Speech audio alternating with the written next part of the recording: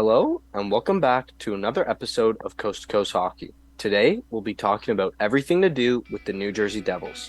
I'm Cameron. I'm Noel. And I'm Nick. Let's get into it.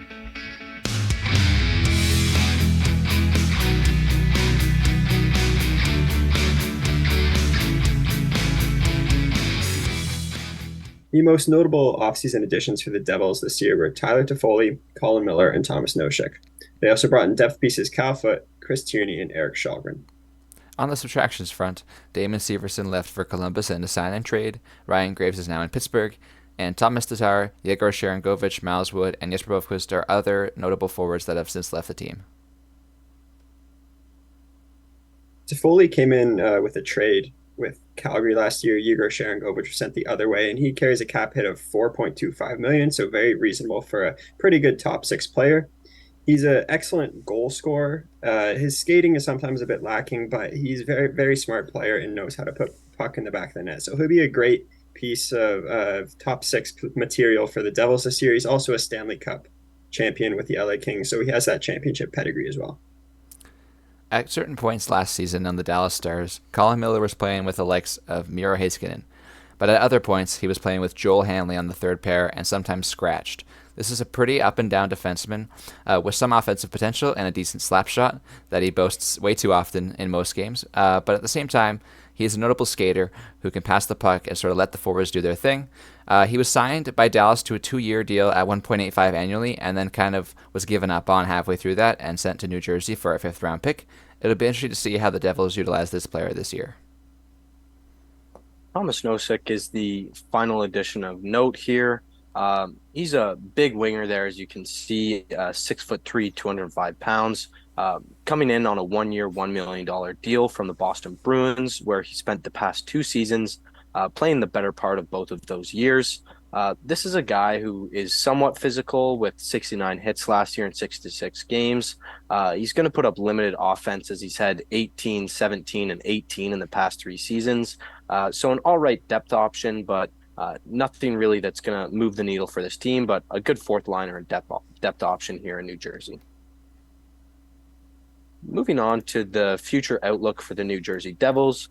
This is a team that, despite contending the past couple years, has been able to accrue an incredible prospect pool with the likes of Luke Hughes, Simon Nemec, Alexander Holtz, Seamus Casey, and Akira Schmid, looking for a few of those guys to graduate this year onto the big club, namely Luke Hughes, Holtz, and Schmid, possibly Nemec as well. And looking at the draft capital here, the New Jersey Devils really are in a great position. Cam went over their prospect pool, and they still also have a lot of draft capital to go on top of that stacked core, and they're a very good team as well. So a great position to be if you're a Devils fan. They have all three of their first round picks and plenty of other depth picks to go around. The Devils were not always the juggernaut team that we see them today. They finished quite low in the Metropolitan Division and quite low in the national standings, frankly, for the bulk of the 2010s. And this afforded them a multiple top 10 and top 5 picks, as you see there, with Luke Hughes being drafted 4th overall in 2021 and Simon Nemec being drafted 2nd in 2022. These defensemen listed here are some of the top defensive prospects in all of the NHL, and New Jersey is quite lucky to have them, and I'm going to go through them in the prospect spotlight for the New Jersey Devils. Luke Hughes is a dynamic offensive defenseman. We've said this before, there are so many dynamic offensive defensemen that can skate, but Luke Hughes boasts that 6'2" frame and agility to be a number 1 power play quarterback in the future as a superstar. He was drafted 4th overall, and I can see that being a steal in the future because, as you see there, in NCAA action last year, he put up 48 points in 39 games as a defenseman with Michigan. He's going to be an NHL for the rest of his career. He's going to go right into New Jersey this year after playing well in the playoffs. He even put up 2 assists in 3 playoff games in limited time at his first ever rookie year, so that's pretty outstanding as well. He'll be a star in the making. Simon Nemec is another defenseman that I'm very fond of. He had one of the best NHLE coming into the draft for 2022. He was drafted 2nd overall, and I was very proud to see that this guy was so drafted so high and worth his weight in gold.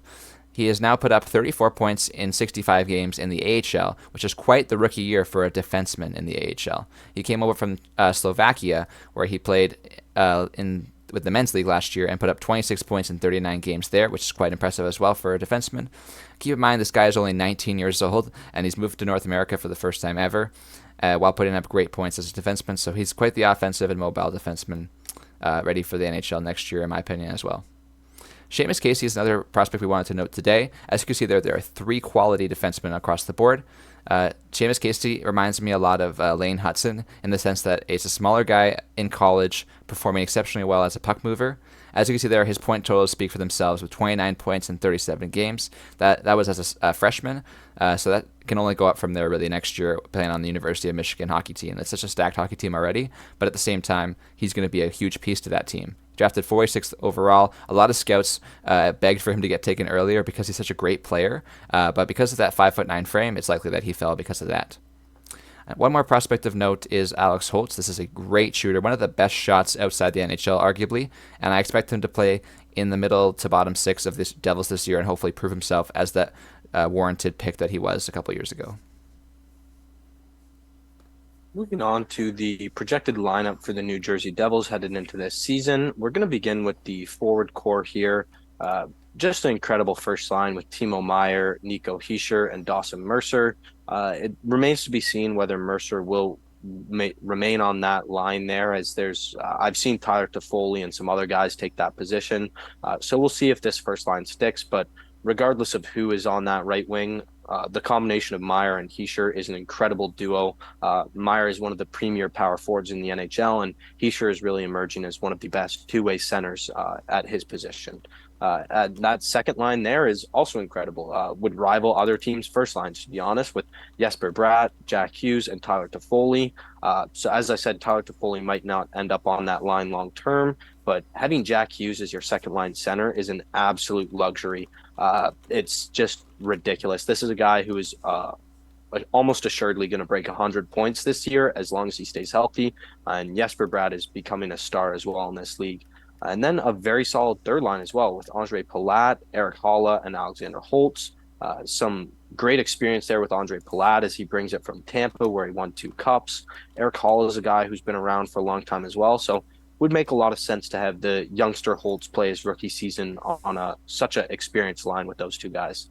And then for the fourth line, serviceable fourth line with Thomas Nosek, Michael McLeod, and Nathan Bastian.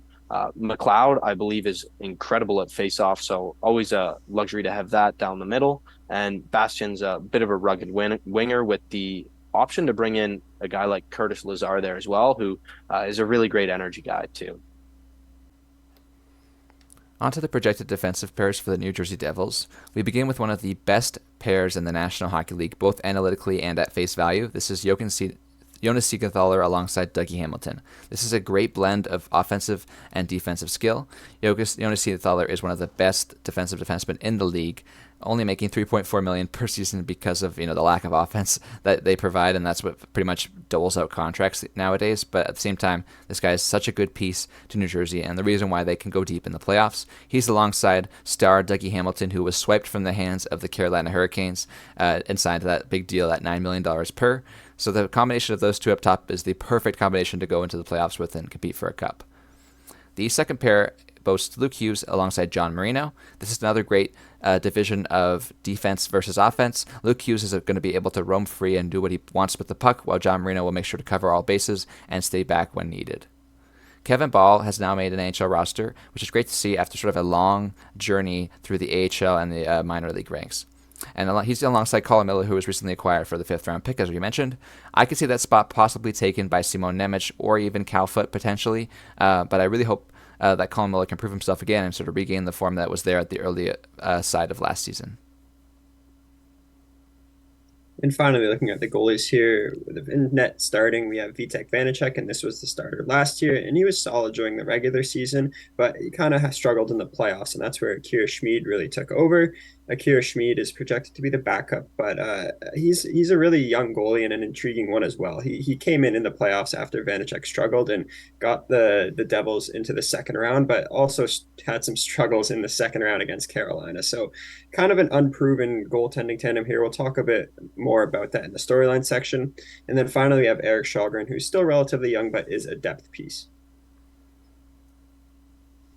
Moving on to the storyline surrounding the New Jersey Devils headed into the 2023-24 season. The first one here is just something I've seen a little bit of discourse online about, and it's just kind of an open question when wondering whether Luke Hughes will steal that first power play job from Dougie Hamilton by the end of the year. So just as some context here, the first power play unit is currently projected to be Timo Meier, Nico Hischier, Jesper Bratt, Dougie Hamilton, and Jack Hughes, with Luke Hughes projected to be the quarterback on that second unit. Dougie Hamilton put up 72 points last year. And Luke Hughes, as we mentioned in the prospect spotlight, put up 48 points in 39 NCAA games, had 2 points in two regular season games with the Devils, as well as 2 points in three playoff games with the Devils. So, do you guys have any opinion here on whether or not Luke Hughes has a chance to take this job from Dougie Hamilton throughout the course of the season? First of all, I want to say I really hope he doesn't. I am a Dougie Hamilton owner in fantasy. I drafted him as my first defenseman, so that'd be a big hit to my team if Luke Hughes is able to steal that power play one job. That being said, I can definitely see it happening the more that I think about it. The Devils' power play did really struggle last year, given the star power that they have on it. So I could see if midway through the season, not even midway, they're not clicking at what the coaching staff thinks they should be. They're definitely going to try out Luke Hughes on that top power play option. And that's also if Luke Hughes is going to pop off, which I think he will. So it's just a combination of the fact of all factors. I could definitely see Luke Hughes at least getting some power play one time. I'm not sure if he'd stick though. Yeah, it's undeniable that Luke Hughes is going to be a star in the NHL, but I believe we should pump the brakes a little bit. He's played 5 NHL games to this point. He's not going to be handed that first power play spot this year. That belongs to W. Hamilton, the $9 million man. And I do believe there are some issues with putting Luke Hughes directly on the first power play for the New Jersey Devils this year.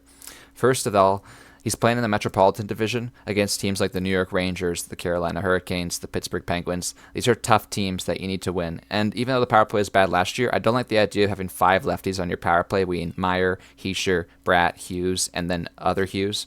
So I really would want Dougie Hamilton to be that right-handed option to receive pucks on his forehand from lefties coming from the left side. Therefore, he can also set up people like Jack Hughes for the one-timer. Jack Hughes was he almost played like the defensive role because he was always the guy who carried the puck into the zone, and he also played very high in the O zone as on the power play that year. So if he continues to do that and does a lot of fakes, leaves Dougie Hamilton sort of open as the top of the umbrella, perhaps, I think that's going to do well for them. It just comes down to the 3 other guys, where they're going to fit in, how they're going to misdirect the defense and open up some lanes for passing and shooting. Overall, though, I think Luke Hughes needs his own unit as well. I think the second power play would be a great spot for him to start alongside guys like Dawson Mercer. Like, New Jersey is overloaded with talent, so there are going to be some great guys for him to play with on PP2, and if he can command his own unit as a quarterback, that'll be something that will be great for the future of the New Jersey Devils. Yeah, to me, I probably wouldn't expect him to steal the job, but I think it's definitely a very real possibility. If the New Jersey Devils struggle at all, I wouldn't be surprised if Lindy Ruff, experiments with this. Another thing they could try as well is a couple teams this year, namely the Carolina Hurricanes and the Pittsburgh Penguins, look to be going into the season with 2 defensemen on their power play. So it is possible they could take a guy like Nico Hischier off of this power play. Just looking at the names, he seems to be the least offensively inclined of the bunch. Not to say he's not good offensively, but if you are going to put a second defenseman on, it would probably be him coming off, and Hughes could slide into that center role with his brother coming on the D. And that's another thing that I think is interesting, the fact that the brotherly connection between these two. I mean, we've seen it with the twins, Hendrik and Daniel Sedin. I do wonder if we're going to see some magic between Luke and Jack Hughes this year, and if it's just so tantalizing, they might have to try him on the first power play unit. I did like what you said, Nick, about the one righty on the power play versus all lefties. And one of Dougie Hampton's strengths is his shot. He does like to shoot the puck a lot. And when you're on a power play with guys like Jesper Bratt, I can't really say to Nico Hischier. I know Jack Hughes has a pretty good shot, and I know Timo loves to shoot the puck, but Dougie Hamilton is a pretty premier option for at least a big blast from the point there. So I don't know. Does Luke Hughes have a really good shot? Is that a strength of his, or is he more of a mobility passer type player? He does have a good shot. His more strengths are to do Yes, with the his kid has it all. playmaking. Yeah, he's got it all, which is pretty crazy at this point in his career, being so young. But he's also more so going to be the one who passes it off rather than shoots it, in my opinion, at least. And further to Nico Hischier being possibly taken off the power play because he's sort of like the last guy remaining, I'd like to vouch for him personally because I do think that one of the biggest parts of a power play is every 5 seconds after you shoot the puck. There's always going to be a battle or a rebound, and Nico Hischier is one of the best players in the NHL, being that net front or bumper player to lift sticks, to win battles, to use body positioning. He's so strong despite being so small. And I think that he's one of the best players in that role specific to the power play that is really important to a winning team's power play, unlike just being a talented shooter or a talented skater, puck mover, etc. Yeah, I definitely think Timo Meyer will help win those puck battles as well too. This is a guy who's just a physical specimen and an unreal power forward. So they do have him too. So will be interesting to see. But I definitely expect to see at least a few reps for Luke Hughes on the first power play at some point. I definitely expect them to at least experiment with it. I mean, that's what the regular season's for to an extent. When you're a team as good as New Jersey, you have to see how different things work before you get into the playoffs when it really counts. Yeah, the first injury that occurs, it'll be him going to the first power play. That's for sure. Moving on to our next storyline here, and it's once again wondering whether the New Jersey Devils will be looking to acquire an elite goalie. I believe we said it in the Winnipeg Jets video that the New Jersey Devils would become an elite team if they added a goaltender like Connor Hellebuyck. We could even add a guy like John Gibson or Carter Hart to that discussion as well. Just unbelievable goalies who find themselves on kind of weaker teams at this point in time. But obviously, it's an unproven tandem with Vitek Vanacek and Akira Schmid. So I guess it will really depend how they perform, as well as the teams that some of these top tier goalies find themselves on. Yeah, I'm really high on Akira Schmid. I think he came in a really tough position in the playoffs after being down 0-2 to the Rangers, and Vanacek really struggled, and he proved that he at least has the potential to be a very good starter in the league. Vitek Vanacek, he'll do admirable, but I think it's going to be Schmid's net by the end of the year. As to whether they target someone, we'll get into a bit more about their cap space later. So I could definitely see them signing a player like Hellebuyck in free agency, and they'd only really go at the deadline and try and trade for him if they were really struggling. Yeah, I don't think goaltending is a big concern in the mind of GM Tom Fitzgerald personally. If I look down the depth chart, you've got Keith Kincaid, who's a veteran goaltender who serves like that Michael Hutchison role, in my opinion, that Toronto had recently and Colorado also had recently. So any injuries, he can play games for you and save a few pucks. He's not the elite goaltender that you might need to win a playoff round, but I think they can scrape by for now. And it'll have to see what happens with their offense. If they can score 300 goals this year or something like that, that'd be crazy, and that'd be quite awesome to sort of discount the idea that you need to get a goaltender to win. But I'd be curious to see whether they need to make a move later on in the year, depending on injuries and performance of these youngsters, because Akira Schmid is only 23 on his ELC, and Vitek Vanacek is only 27 under a few years of NHL experience. Yeah, I mean, I'd even throw the name Eric Shalgren in there. We've seen him play some games for the Toronto Maple Leafs and fill in serviceably for that team in some NHL time. But to me, the thing is, if you get a guy like Connor Hellebuyck, John Gibson, or Carter Hart, any of those three really just, I mean, Hellebuyck might make the most sense, but if you get any of those guys, this team instantly becomes likely my favorite to win the Stanley Cup just because you have that elite goaltender and then you have elite players at every position in the lineup.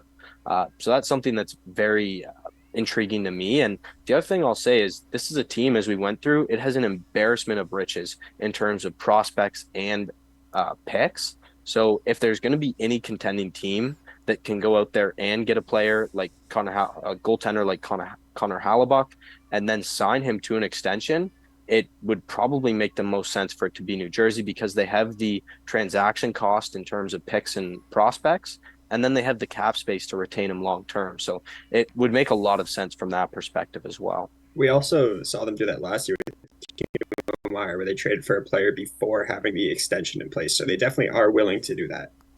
Yeah. Reminds me of the days of Martin Brodeur being the face of the franchise. The Devils have always found a way to take an elite goalie and then make it a good team around him. So now they've got the good team first. Let's find an elite goalie and sort of finish the job. even the days of Corey Schneider in his prime Yeah. too. Yeah, they've had some good goaltenders there, so definitely would be on brand. It's unfortunate, as we've talked about in previous videos, Mackenzie Blackwood didn't exactly pan out to be the guy they thought he would be, but seems like the goaltending position is pretty well held down between Vanacek and Schmid at the moment. But it is a very fascinating concept just to think if they added a truly elite goaltender, how good this team could truly be and how far they could go, considering how far they made it so early on in their learning curve already. Moving on to our final storyline here, and it's going to be one that's been in the news a bit recently. And it's the fact that Tyler Toffoli is already talking about an extension with the New Jersey Devils. This is a guy who reportedly the reason he was ousted from Calgary was because he wanted a commitment long term from the team. He wanted to know where they stood, and the team, based on all the unknowns at the time with Backlund, Lindholm, amongst many other UFAs, they weren't ready to commit long term to Tyler Toffoli, and that was kind of the final straw. And he said, "I'd like to go somewhere where they're willing to do that." So he found himself in New Jersey. Uh, for context, this is a player who's 31 years old at this moment in time. Last year, he put up career highs of 34 goals and 73 points. So an incredible season. One caveat I will say there is it was with Sutter, who like this Sutter. Toffoli's been one of Sutter's favorite players throughout his coaching career. You can tell based on when Toffoli's really exploded. So that is one thing that's interesting to me there. But at the end of the day, this is a player who has been there, done that at the highest level, and is has incredible offensive upside. So the Devils have projected over $21 million in cap space headed into the offseason. That is if the cap goes up to 87.5, which is right down the middle of what Gary Bettman said the current projections are at 87 or 88 million. And the Devils only have Toffoli, Mercer, and Akira Schmid, who are upcoming expiring contracts of note, with Mercer and Schmid being RFAs. Yeah, they definitely have the cap space to re-sign him. And Toffoli's bounced around to a couple of Canadian teams here in recent years. I know he played for Montreal, Vancouver, and Calgary, and now he finds himself in Jersey. And I think it's time for him to settle down with an extension. And he would provide, like, not only is he a very valuable offensive piece, but that leadership that he can bring and kind of mentor these younger New Jersey Devils about what it takes to be successful in the playoffs is absolutely huge. He has that Stanley Cup winning pedigree. He won it back in LA. And in terms of like the contract, he wouldn't be that expensive. I'm thinking around like 5 to 6 million. He's definitely due for to a pay raise, but you got to keep in mind that he is an older player. Uh, and yeah, I think the Devils would do well to re-sign him. That's a great point. No, I definitely agree with the experience factor because the Devils are probably one of the youngest teams in the entire National Hockey League. And eventually someone's got to put a hand up and say, let's bring in a veteran. Let's bring in somebody who can mentor everybody that needs to be mentored and get us past the second round and onto the cup aspirations that they have so early in this window, which is it's quite amazing for the New Jersey Devils to have such a quick moving window. But at the same time, for personal sake, Tyler Toffoli is a guy that Flames Nation writer Robert Munnick compared to guys like Taylor Hall, Andre Palat, Ricard Raquel, and Brian Rust. These are all comparable wingers, in my opinion, who got contracts between 4 to 6 years, around 5 to 6 million AAV. And I can see that being a pretty decent deal for Tyler Toffoli. I expect him to sign for more than 3 to 4 years because, if he can help it, because of his family situation, he wants to settle down now after being moved around so much in the past couple years, in my opinion. If any hockey player going into their 30s with a family, I definitely think wants to get their kids in a school that they can sort of stay in for a while. There's a lot of personal aspects to hockey that aren't really thought about when people are signing contracts and getting these multi-million-dollar deals, but I do strongly believe in the idea of doing what's best for your family, trying to get that long-term job security. So I wish the best for him in these negotiations at the end of the season, and I wish the best for him in New Jersey this season because this is going to be another contract year for Toffoli. Yeah, it's possible he signs a contract extension before he's really even played a big number of games with the Devils, to be honest, because they're already talking about it. And the one name you brought up there, Nick, too, is Andre Palat. And I think this addition is very similar to that, bringing in an experienced winger who's going to be able to plug and play with some of these younger, more inexperienced guys like Jack Hughes. So just really good business there by Tom Fitzgerald. To me, I think what scares me with Toffoli is the term. We said it before with a guy like Devin Taves, who's 30 years old. Anytime you get to this area of a player's career, I definitely wouldn't want to go more than 5 years on Tyler Toffoli. I think anything over that's really scary because then you're getting above his 36 year age season. So that would be really scary to me. But to me, I think anything in the range of 5 years, approximately $5.5 million would be a pretty fair contract for him. And it's even possible he might be willing to take a haircut for the longevity of the contract to get some more security, like you said, Nick. One other point I'd like to make is we've kind of hyped up his like leadership skills and his playoff experience. And I mean, it was a while ago that he won the Stanley Cup. I think he was like a rookie, kind of people could say he lucked his way into it. But this is a guy that just won gold in the World Cup, World Championship hockey as captain of Team Canada. So is that going for him recent years? And he also made it all the way to the finals with Montreal, the Stanley Cup finals. They did come up short, but that even though they came up short, that doesn't mean you can't learn anything from that he can pass on to these younger players. Yeah, this is a guy with an absolute wealth of experience from numerous different places. An incredible ad, and uh, really look to him sign a extension in the very near term here. Moving on to our final segment, we're just going to do an overview of the offseason and the upcoming season for the New Jersey Devils. So going over some grades, in the first one there is the offseason grade, and we're going to go with an A minus. To me, this is an A minus for this team this season because they did an incredible job bringing in a guy like Tyler Toffoli. They made some good depth additions around the fringes, but undoubtedly, I think their decor did get a little bit worse with the subtractions of Damon Severson and Ryan Graves. This is a decor that last year was debatably one of the best in the NHL, and it's still up there, but I just don't think it's quite at the level it was. So it's a little bit unfortunate to see some of those moves. They did manage to get a third round pick for Damian Severson, so that is a good piece of business by Tom Fitzgerald there as well. In terms of the offensive strength for this team, it's going to be an A. This is a team with an incredibly deep offensive group. It's up there with the best in the NHL, just maybe a cut below some of the teams like Toronto and Edmonton, who we'll be looking at soon. In terms of the defensive strength, going to be an A minus. Like I said, took a slight step back from last year, but still a very good, well-rounded defensive core, as I think Nick got into in that section. In terms of the goaltending strength, that's going to be a B plus. This is one that could easily fluctuate throughout the season. I think it's really dependent on Akira Schmid, as Noel said. Just going to see if he's able to emerge and whether Vitek Vanacek is able to kind of show some consistency and have a good second year in New Jersey and follow up his debut season with the Devils last year. So that is probably the weakness of this team at this point, which is why we talked about maybe going after an elite goaltender.